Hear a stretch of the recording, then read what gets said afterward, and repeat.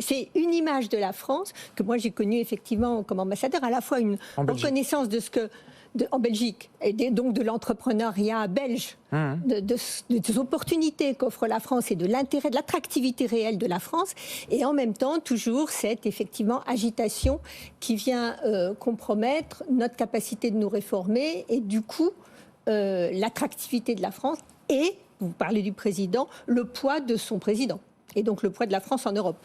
Intéressant le mot que vous employez. Emmanuel Macron est devenu un poids pour la France, pour avancer. Un poids au sens d'influence?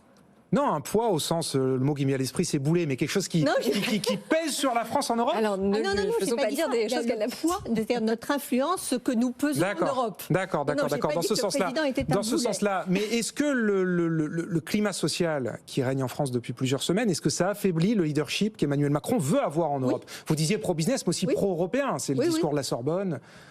Oui, bien sûr, ça l'affaiblit. Mais ça affaiblit le président et ça affaiblit la France. Oui, ça oui bien sûr, de fait. De la France, et ça réduit les chances de la France d'avoir un... Je n'ose plus dire poids, mais d'avoir... Non, mais on a compris le sens que vous donnez au mot. Une importance économique, une vitalité économique qui en ferait un véritable élément moteur en Europe. Mais est-ce qu'on le prétend?